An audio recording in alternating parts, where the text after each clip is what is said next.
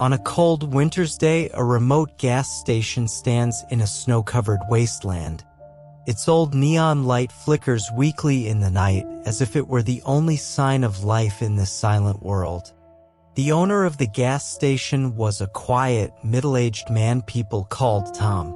His face was always somber, as if hiding an unknown secret. That night, a dilapidated car drove hard to the gas station in the wind and snow. In the car sat a young couple who looked exhausted and had a deep fear in their eyes.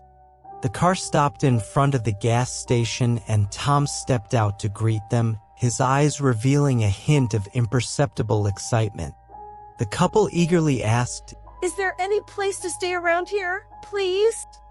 Tom was silent for a moment, then replied in a hoarse voice, "I'm the only one around here. You guys can spend the night in the gas station's lounge." Entering the lounge, the couple found it oddly furnished, with some fuzzy photographs hanging on the wall that seemed to record some story from the gas station's past. They began to feel a sense of foreboding, but in such wintry weather, they had no choice.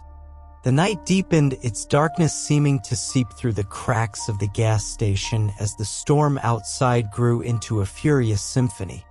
The young couple, huddled in the farthest corner of the dimly lit restroom, felt each gust of wind like a harbinger of doom.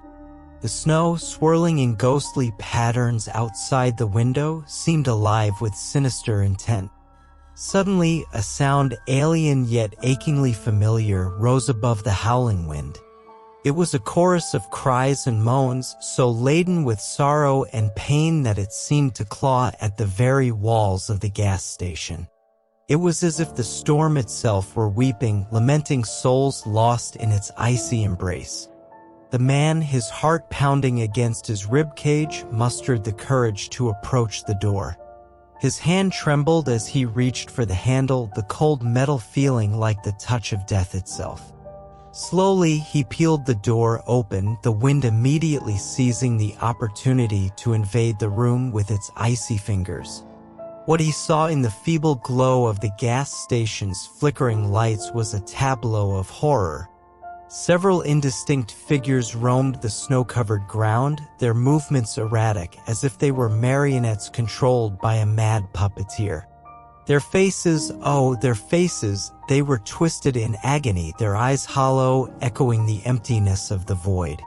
Panic seized the man, and he stumbled back, slamming the door shut with a force that echoed through the small room. His breath came in ragged gasps as he returned to his wife, his eyes wide with terror. They realized with a creeping dread that this gas station concealed a ghastly secret, a past that clawed its way into the present. Just then, Tom emerged from the shadows, his presence sudden and unnerving. His eyes, dark pools of unreadable emotion, seemed to look right through them. In a voice that was barely above a whisper, yet carried the weight of untold stories, he began to unravel the history of this cursed place. "This gas station," he murmured, was the stage for a tragedy long past. Many winters ago, on a night much like this, a group of young souls met their demise right here. Their car, a victim of the treacherous storm, crashed, leaving nothing but memories and spirits behind. And now, every time the blizzard awakens, so do they, wandering, lost and tormented, around this very place. As Tom's tale unfolded, the couple felt the walls of the gas station closing in on them, the whispers of the past echoing in their ears.